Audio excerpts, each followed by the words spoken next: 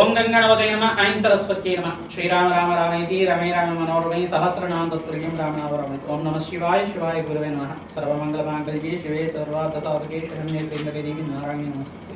జయ గురు దత్తాత్రేయ నమః. శ్రీనాథ్రీ నమో నమః. మాతృభ్యో పితృభ్యో ఋషిభ్యో గురుభ్యో నమో నమః. జయ గురు దత్తాత్రేయ నమో భగవతే మేధా దక్షిణావర్తే మహ్యం మేధాం లక్ష్యం ప్రయుజ్య స్వాహ. జగన్మాతే నమో నమః.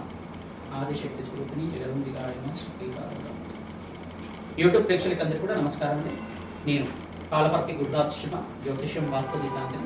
ఈ రోజున చెప్పబోయే టాపిక్ ఏంటంటే ప్రధానంగా ప్రతి ఒక్క జాతకుడిలో ప్రధానంగా చూసుకునే విశేషమైన ఫలితాలు ఇచ్చే విధంగా సంతాన యోగం కానీ ఆర్థిక స్థితి మెరుగుపడాలన్నా కానీ ఆనందమైన జీవితం కావాలన్నా కానీ ప్రధానంగా ఈ యొక్క కాలసర్ప దోషం ఉందా లేదా వంశాభివృద్ధికి కారణం అవుతుంది. ప్రధానంగా కాలసర్ప దోషం అనేది వంశానికి అభివృద్ధి కారణమవుతుంది. ఈ దోషం అనేది ప్రతి ఒక్క జాతకుడిలో ఉందా లేదా అనేది విశ్లేషణ చేసుకోవాల్సిన అవసరం ఉంటుందన్నమాట. ప్రధానంగా చూసుకుంటే కనుక కాలసర్ప దోషం అనేది కాలసర్ప దోషం అనుకుండా దీన్ని ఏమంటారు కాలసర్ప యోగం అనేది అంటారు అన్నమాట. దుర్యోగాల్లో యోగం అంటారు. ప్రధానంగా చూసుకుంటే కాలసర్ప దోషం ఏ రకంగా సంభవిస్తుంది అని చెప్పారంటే కనుక ఆగామి సూచిత సంచిత ప్రారబ్ధ కర్మల్లో అంతా కూడా దైవ ఆగామి సూచిత సంచిత ప్రారబ్ధ కర్మలు అని కర్మలు ఉంటాయి అన్నమాట.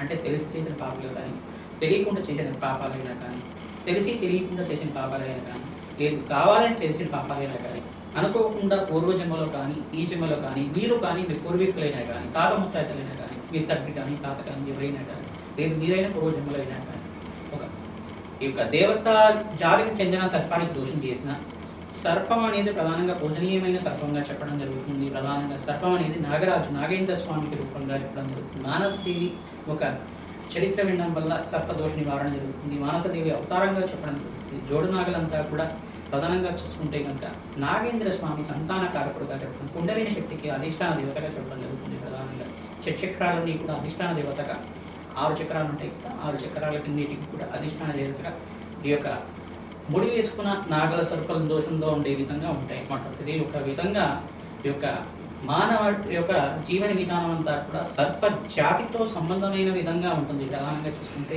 ప్రతి ఒక్క మనిషి యొక్క డిఎన్ఏ కూడా ఏ రకంగా ఉంటుంది సర్ప రూపంలోనే ఉంటుంది అన్నమాట. ప్రధానంగా చూసుకుంటే మనం ఈ యొక్క పురాణాల్లో కూడా వివిధ యొక్క పుణ్యక్షేత్రాల్లో కూడా ఈ యొక్క ఇతిహాసం అంతా కూడా చెక్కబడి ఉంటుంది. ఈ యొక్క సర్పం అనేది ప్రధానంగా పూజనీయమైనది. తద్వారా ఎవరైతే సర్పాన్ని పూజ చేసుకుంటారో వాళ్ళకి వంశాభివృద్ధి అవుతుంది. అఖండమైన ఐశ్వర్య ప్రాప్తి కలుగుతుంది. కీర్తి ప్రతిష్టలు కలుగుతారు. నాగజాతినంతా కూడా పూజనీయంగా చేయడం జరుగుతుంది. ప్రధానంగా తెలిసి తేని పాపాలనే జరుగుతూ ఉంటాయి అన్నమాట. ఈ సర్పదోషం అనేది సంభవించడం వల్ల ప్రధానమైన స్థానాల్లో ఈ యొక్క కేంద్ర స్థానాల్లో కనుక లగ్న చక్రవశాత్తు లగ్నానికి సంభవిస్తూ ఉంటుంది. జన్మకాల లగ్నానికి అంతా కూడా కాలసర్పదోషం అనేది జ్యోతిష పరిభాషలో అంతా కూడా సంభవించడం జరుగుతుంటుంది. ఈ స్థానంలో కనుక ఈ గ్రహాలు కలిగి ఉంటాయి. రాహుకేతులు అంతా కూడా ఈ స్థానాల్లో ఉంటాయి కనుక నవగ్రహాలన్నీ కూడా రాహుకేతు మధ్యలో ఉంటాయి కనుక లగ్న చక్రవశాత్తు కానీ ఈ యొక్క రాహుకేతు ఉన్న స్థానాన్ని ఇచ్చి వాళ్ళ యొక్క వీక్షణ వశాత్తు అయినా కానీ పంచమ స్థానవశాత్తు అష్టమ స్థానవశాత్తు సప్తమ స్థానవశాత్తు అంతా కూడా ఈ యొక్క కాలసర్ప యోగంలో ఉందా లేదా ఈ గ్రహాలన్నీ కూడా ఏ రకంగా ఫలితాలు ఇస్తున్నాయి బాగా ఫలితాలు ఇస్తున్నాయి లగ్న చక్రవశాత్తు అంతా కూడా తెలుసుకోవడం జరుగుతుంది. ప్రధానంగా చూసుకుంటే నాగేంద్ర స్వామి యొక్క చరిత్ర వినడం వల్ల ప్రధానంగా చూసుకుంటే అస్తిక మహాముని చరిత్ర మానసదేవి చరిత్ర అంతా కూడా వినడం వల్ల సర్పజాతిని సంరక్షించిన అస్తిక మహాముని చరిత్ర అంతా కూడా వినడం మానసదేవి ప్రియపుత్రుడిగా ఉండి ఒక సర్ప యజ్ఞాన్నంతా కూడా సర్ప యాగాన్నంతా కూడా ఆపిన వాళ్ళలాగా ప్రధానంగా చూసుకుంటే ఒకానొక సందర్భంలో అంతా కూడా ఈ యొక్క సర్పయాగాన్నంతా జరిగేటప్పుడు ఈ యొక్క అస్తిక మహాముని అంతా కూడా వెళ్ళి సర్పయాగం చేయడం అంతా కూడా ఇది ధర్మబద్ధమైంది కాదు అధర్మబద్ధమైంది. మీరంతా కూడా మానవాళికి మంచి జరగాలంటే సర్పజాతిని సంరక్షించాలి అని చెప్పేసి సర్పయాగాన్నంతా కూడా ఆపినవాడు కావున అటువంటి పుణ్యవంతుడైన ఒక పురాణ పురుషుడైన మహాముని యొక్క దివ్య చరిత్రను వినడం వల్ల ఆ ఘట్టమంతా కూడా సర్పయాగం ముందు చేశారు. ఆ సర్పయాగ ఘట్టమంతా కూడా ఎందుకు జరిగింది ఒక పరీక్షిత్ మహారాజు యొక్క మనవడైన ఈ ప్రధానమైన జనమేజయ మహారాజు అంతా కూడా చేయడం వల్ల పరీక్షిత్ మహారాజు అంతా కూడా ఇట్లా చేయడం వల్ల ప్రధానంగా చూసుకుంటే కనుక ఈ యొక్క పరీక్షిత్ మహారాజు చరిత్ర కానీ జనమేజయ మహారాజు చరిత్ర అయినా కానీ వినడం వల్ల ప్రధానంగా సర్పయాగం చేసిన సమయంలో అంతా కూడా ఈ యొక్క ఫలితం కలిగింది. ప్రధానంగా చూసుకుంటే కనుక సర్పయాగం ముందు చేశారు. సర్పయాగం యొక్క చరిత్ర అంతా కూడా వినడం వల్ల భాగవ సప్తాహం అంతా కూడా ఎందుకు విన్నారు ఈ యొక్క అంతా అనేది జరుగుతూ ఉంటుంది. ఈ యొక్క ఇతిహాసంలో అంతా కూడా ఈ కథ విశేషాలంతా కూడా వినడం వల్ల, చరిత్రలాగా ప్రవచనంలాగా వినడం వల్ల ప్రధానంగా చూసుకుంటే ఆ ఘట్టానంతా కూడా మననం చేసుకుంటాం. ప్రధానంగా అస్థిక మహాముని చరిత్ర అనేది వినడం వల్ల మానసదేవి ప్రియపుత్రుడు ప్రధానంగా సర్పజాతిని అంతా కూడా సంరక్షించిన దేవుడు కావున ప్రధానంగా ఇటువంటి చరిత్రను వినడం వల్ల సకల గ్రహదోష నివారణ జరగడానికి ప్రధానంగా రాహుకేతు దోషాలు, కాలసర్ప దోషాలు, కాలసర్ప యోగాలంతా కూడా దుర్యోగాలంతా కూడా పోవడానికి, అఖండమైన పుణ్యప్రాప్తి వచ్చే విధంగా వంశాభివృద్ధి కారణమవుతుంది. శీఘ్ర ఫలదాతక కళ్యాణ యోగం అవడానికి కానీ, వంశాభివృద్ధి కలగడానికి కానీ, పితృదోష నివారణ కలగడానికి కన్నా కానీ ఈ యొక్క అస్థిక మహాముని చరిత్ర వినడం వల్ల కాలసర్ప దుర్యోగాల నుంచి బయటపడడానికి, ప్రధానంగా కాలసర్ప యోగం నుంచి బయటపడడానికి, అఖండమైన పుణ్యప్రాప్తి కలిగే విధంగా ఈ యొక్క మేషాది ద్వాదశ లగ్నాల వాళ్ళకి కానీ, మేషాది ద్వాదశ రాశి వాళ్ళకి కానీ లగ్నం తెలిసి ఉంటే కనుక లగ్నవశాత్తు చూసుకోండి, లగ్నం తెలియకపోతే రాశి నుంచి చూసుకోండి.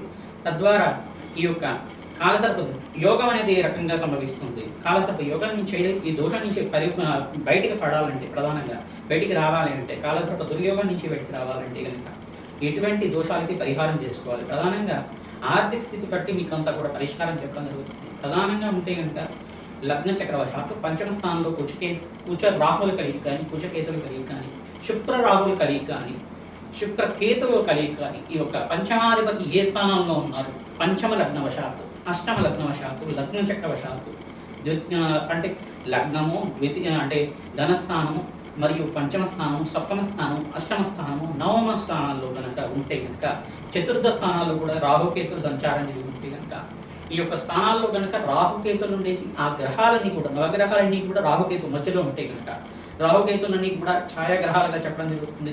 ప్రధానంగా ఇవన్నీ కూడా అపసవ్య దిశలో అంతా కూడా సంచారం చేస్తుంటాయి కనుక గోచారరీత్యా కానీ, రాశి చక్రవశాత్తు కానీ, లగ్న చక్రవశాత్తు కానీ జరుగుతూ ఉంటాయి కావున ఈ యొక్క భావాలంతా కూడా ఫలితాలు ఏ రకంగా ఉంటాయి, వాళ్ళు ఇచ్చే ఫలితాలంతా కూడా జాతకరీత్యా ఎటువంటి ప్రభావాలు చూపిస్తూ ఉంటాయి, దాని నుంచి బయటపడడానికి ఎటువంటి పరిష్కారాలు చేసుకోవాలంతా కూడా తెలుసుకుందాం. ప్రధానంగా సులభమైన పరిష్కారాలు చేసుకుంటూ ప్రధానమైన పరిష్కారం అంతా కూడా చేసుకోవడం వల్ల, సర్ప ప్రతిష్టనే చేయించుకోవడం వల్ల, సర్ప సుప్త పారాయణం అంతా కూడా వేద జ్యోతిష పండితులతో ఆరాధన చేసుకోవడం, ప్రధానమైన సుబ్రహ్మణ్య స్వామి ఆరాధన, ఆ కార్తికేయుడి యొక్క చరిత్ర వినడం వల్ల, స్కందోత్పత్తి అనే చరిత్ర అనేది ఉంటుందన్నమాట.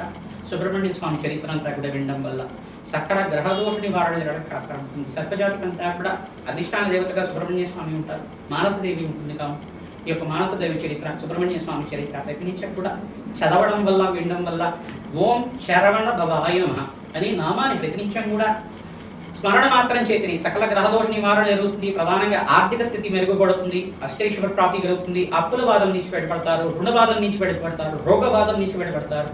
వంశాభివృద్ధికి కారణమైన సుబ్రహ్మణ్య స్వామి అంతా కూడా శివ తేజో రూపంగా ఉంటారు కావున ఆ కార్తికేయుడు మురుగనుడైన సుబ్రహ్మణ్య స్వామి అంతా కూడా కరుణా కటాక్ష వీక్షణలందరూ కూడా కావాలని చెప్పేసి భావిస్తూ మేషాది ద్వాదశ లగ్న జాతకులకంతా కూడా ఈ యొక్క కాలసర్ప దోషం నుంచి బయటపడడానికి ఎటువంటి పరిష్కారాలు చేసుకోవాలంతా కూడా ఈ యొక్క జ్యోతిష శాస్త్ర ప్రామాణికంగా అంతా కూడా చెప్పడం జరుగుతుంది. రత్నశాస్త్ర ప్రకారంగా కానీ మరియు లగ్న చక్రవశాత్తు ఈ యొక్క వృక్ష జాతిని అంతా కూడా ఏ రకంగా పూజ చేయాలి, ఏ వృక్షానంతా కూడా పూజ చేయడం వల్ల శీఘ్ర ఫలదాయకంగా ఉంటుంది, గోమాత సేవ చేయడం వల్ల ఈ యొక్క పాపాల నుంచి బయటపడడానికి, తెలియకుండా చేసే పాపాల నుంచి బయటపడడానికి ఆస్కారం ఉంటుంది. దానాలు చేయడం వల్ల, స్వల్పమైన దానం చేయడం వల్ల, కలియుగంలో అంతా కూడా స్వల్ప దానం చేసుకోవడం మాత్రం చేతిని, మీరు చేతనైతే మీకంతా కూడా దానం చేయండి, బీదవాళ్ళకి అన్నం పెట్టండి. తద్వారా అంతా కూడా సకల గ్రహ దోష నివారణ జరగడానికి ఆస్కారం ఉంటుంది. తద్వారా అంతా కూడా కాలసర్ప దోషం నుంచి బయటపడి ఆనందమైన జీవితం, వంశాభివృద్ధి కలగడానికి కానీ, అష్టైశ్వర్య యోగం, ధనప్రాప్తి కలగడానికి కానీ, శీఘ్ర కళ్యాణ యోగం కలగడానికి కానీ ఆస్కారం ఉంటుంది. పుణ్యక్షేత్ర దర్శనం చేసుకున్న మాత్రం చేతి అనంత పుణ్యయోగం కలుగుతుంది. ఈ యొక్క దోషం అనేది ప్రబలంగా ఉంటే కనుక ఖచ్చితంగా సర్ప ప్రతిష్ట, నాగేంద్ర స్వామి ప్రతిష్ట అంతా కూడా దేవాలయ ప్రాంగణంలో రావి చెట్టు దగ్గర కానీ, దేవాలయ ప్రాంగణంలో కానీ నిత్య పూజలు జరిగే విధంగా చేయించడం వల్ల అఖండ పుణ్యయోగంతో శీఘ్ర సంతాన యోగం కలగడానికి ఆస్కారం ఉంటుంది. కర్కాటక రాశి, కర్కాటక లగ్న జాతకులకంతా కూడా విశేషంగా కర్కాటక లగ్న జాతకులకి ఈ యొక్క జాతకరీత్యా ప్రధానంగా రాశి లగ్నవశాతి కానీ, లగ్న చక్రవశాతి కానీ ప్రధానంగా కాలసర్ప దోషం ఉందా లేదా జ్యోతిష పండితులతో నిరూపణ చేసుకోవాల్సి ఉంటుంది. నిరూపణ చేసుకున్న తర్వాత, నిర్ధారణ అయిన తర్వాత దానికి ప్రధానమైన దోషానికి కారణం ఏంటి, మీకు లగ్న చక్రవశాత్తు ఉందా, ప్రధానంగా పంచమ లగ్నవశాత్తు ఉందా, మరియు ఇక్కడ అష్టమ స్థాన దోషం ఏమైనా ప్రామాణికంగా ఉందా, నవమ స్థానంలో రాహుకేతు సంచారం అంతా కూడా పితృదోషానికి కారణం, చతుర్థ స్థానంలో రాహుకేతు సంచారం అంతా కూడా ప్రధానంగా రాహువు కానీ కేతు కానీ చతుర్థ స్థానంలో సంచారం చేస్తే మాత్రం మూలకమైన పితృదృష్టిని పంపించిందా, ఇటువంటి కాలసర్ప దోషాలు ఉన్నాయి. రాహుకేతు మధ్యలో అంతా కూడా కాలసర్ప దోషం, నవగ్రహ దోషాలంతా కూడా ఏ రకంగా ఉన్నాయి, దీనికి పరిష్కారం అంతా కూడా ఏ రకంగా ఆచరించాలి, అనేది విశ్లేషణ చేసుకుని కొన్ని నిర్ధారణ రావాల్సి ఉంటుంది. ప్రశ్నారూఢ జాతకం ప్రకారంగా అంతా కూడా తెలుస్తుంది. కాబట్టి ఎవరైతే ప్రశ్నారూఢ జాతకం ప్రకారంగా విశ్లేషంగా అంతా కూడా చేయించుకోవడం వల్ల, జాతకాన్ని అంతా కూడా విశ్లేషణ చేసుకోవడం వల్ల విశేషమైన కొన్ని నివృత్తులు రావడానికి ఆస్కారం ఉంటుంది. ప్రతినిత్యం కూడా సుబ్రహ్మణ్య స్వామి ఆరాధన చేయడం, మానసదేవి ఆరాధన చేయడం, ఓం మానసాదేవ్యై నమః, ఓం మానసాదేవ్యై నమః, ఓం మానసాదేవ్యై నమః నామాన్ని జపం చేసుకోవడం వల్ల ఓం అస్తిక మహాముని నమో నమః, ప్రధానంగా అస్తిక మహాముని నమో నమః, ప్రధానంగా ఈ నామాన్ని అస్తిక మహాముని యొక్క నామాన్ని అంతా కూడా చదువుకోవడం వల్ల ఆస్తిక మహాముని అంటారు. ప్రధానంగా మానసదేవికి పుత్రులాగా జగత్కారుడు యొక్క సంతానాలాగా జరుగుతూ ఉంటుంది. ఆ జగత్కారు చరిత్ర కానీ, ఈ యొక్క సర్పయాగం జరిగిన ఘట్టం కానీ, మానసదేవి చరిత్ర కానీ, వివాహ ఘట్టం కానీ చదువుకోవడం మాత్రం చేతనే సంతానం అభివృద్ధి కలగడానికి, సంతాన యోగం సిద్ధించడానికి, వివాహాది శుభకార్యాలు జరగడానికి ఆస్కారం ఉంటుంది. అష్టేశ్వరి యోగం కలగడానికి ఆస్కారం ఉంటుంది. ఈ యొక్క సర్పదోషం ఉంటే కనుక ఆలస్య సంతానం, ఆలస్య వివాహాలు కానీ జరుగుతూ ఉండడం, కొంతమందికి ప్రధానంగా గర్భ దోష నివారణ జరగడానికి ఈ యొక్క రాహుకేతులే కారణంగా జరుగుతుంది. ప్రధానంగా పంచమ స్థానంలో రాహు కానీ, కేతు కానీ, కుజకేతులు కలిగి కానీ, శుక్ర రాహు కలిగి కానీ, కుజ శుక్ర కేతు కలిగి కానీ ఇట్లాంటివి జరుగుతూ ఉంటాయి. కనుక వీక్షణ, పంచమాధిపతి వీక్షణ అంతా కూడా రాహుకేతు మీద పడుతుందా లేదా, రాహుకేతు యొక్క దృష్టి అంతా కూడా ఏ గ్రహం మీద పడుతుంది అనేది చూసుకోవడం వల్ల ప్రధానంగా ఈ దోషానికి పరిహారం అంతా కూడా చేసుకోవడం, అఖండ పుణ్య గ్రహంగా మారడం. ప్రధానంగా చూసుకుంటే రాహుకేతులంతా కూడా ఎక్కువ సంవత్సరాలు ఉండే గ్రహాలు ప్రధానంగా చెప్పడం జరుగుతుంది. ప్రధానంగా చూసుకుంటే కనుక ఎవరైతే కనుక రాహుకేతు ప్రీతికరంగా సర్పశాంతి కార్యక్రమం చేసుకుంటూ ఉంటారో, ప్రధానంగా నాగేంద్ర స్వామికి ప్రీతికరంగా, సర్పాలకు ప్రీతికరంగా ప్రతిష్టనంతా కూడా చేసుకోవడం, ఈ యొక్క సర్పానికి అంతా కూడా నాగబలి కార్యక్రమం చేసుకోవడం, బలి అనేది ఉంటుందన్నమాట. ప్రధానంగా పిండ ప్రధానాలాగా ఈ యొక్క గోధుమ పిండితోటి, వరి పిండితోటి 5 రకాల పిండిలతోటి చేసుకుంటారు. మినుముల పిండితోటి కానీ ఒక 5 రకాల పిండితో అంతా కూడా పిండ ప్రధానంలాగా చేసుకుంటారు. అక్కడ ఒక చక్రం లాగా ఉంటుంది. చక్రం అంతా కూడా వేసుకొని 6 చక్రాలు లాగా ఉంటుంది. చక్రం అంతా కూడా ఎంత స్థాపనలో చేసుకొని ఆ నాగేంద్ర అంతా ప్రీతికరంగా బలి విధానం చేసుకోవడం, ఆ యొక్క సర్పాలకంతా కూడా శాంతి కలిగే విధంగా సర్ప సంస్కార పూజ అనేది చేయడం వల్ల విశేషమైనటువంటి ఫలితం వచ్చే విధంగా మారుతూ ఉంటుంది. అఖండ పుణ్యశాంతి కలిగే విధంగా ఈ యొక్క అభిషేకాది కార్యక్రమాలు చేసుకోవడం వల్ల, అక్కడ సంప్రోక్షణ కార్యక్రమం అంతా కూడా ఆచరించడం వల్ల, నాగేంద్ర స్వామి ప్రతిష్ఠ నియమాలంతా కూడా బాగా చేసి ప్రతిష్ఠ చేయించుకోవడం వల్ల, ఈ యొక్క సర్పేభ్య మంత్ర విధానంగా ఓం శరవణ భవాయ నామాన్ని అంతా కూడా చదువుకోవడం వల్ల విశేషమైన ఫలితం లభిస్తుంది.